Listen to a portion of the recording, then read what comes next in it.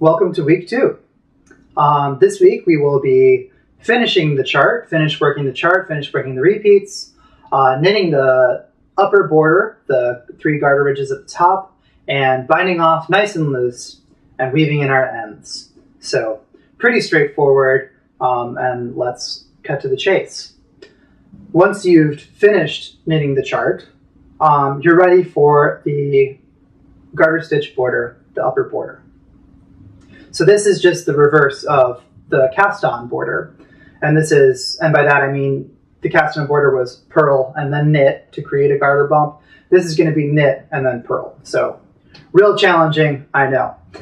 Anyway, so once you finish the chart, knit around, purl around, 3 times total. After you've got your 3 garter ridges, you're ready to bind off.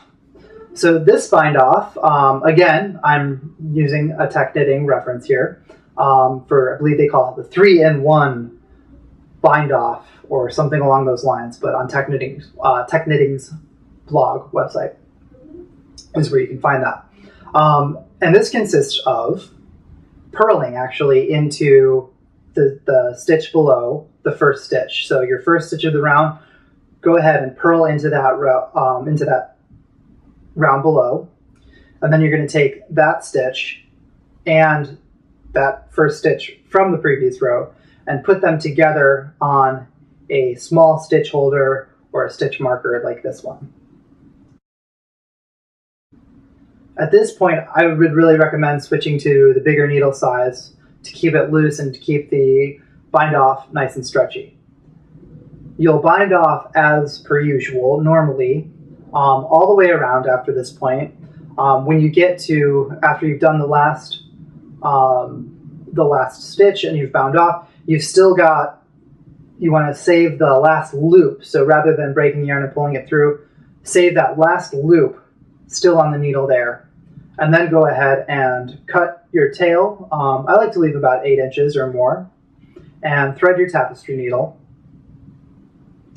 Then you're going to go ahead and take your tapestry needle and move it from back to front up through those 2 stitches that are on the holder needle or on the holder marker. It's going to come up, from back to front up through those 2 stitches, up through the last loop. If it's fallen off the needle, mine tends to slide out there. Don't worry about it, but just make sure you keep it in the same orientation. So back to front through those 2 stitches, up through the loop, and then you're going to go back to front through the first bind off.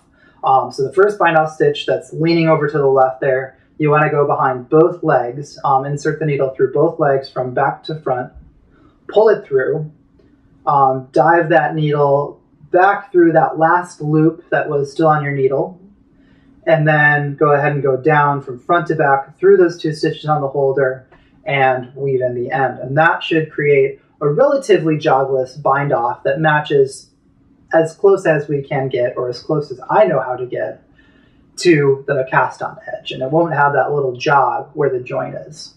After that, go ahead, weave in that end, weave in any other ends you might have, and that is all the knitting for week 2. I can't wait to see what everybody has come up with so far on the Ravelry forums, so keep posting, keep those photos coming. And I can't wait to see what everyone's tangent projects are turning out to be too. I think I'm having a lot of fun with mine. I hope you're having as much fun with yours. So thanks for watching again, and join us next week for the final installment of this knit along, where we will block and document our work and have all kinds of great fun with cameras. So thanks again, and see you next week.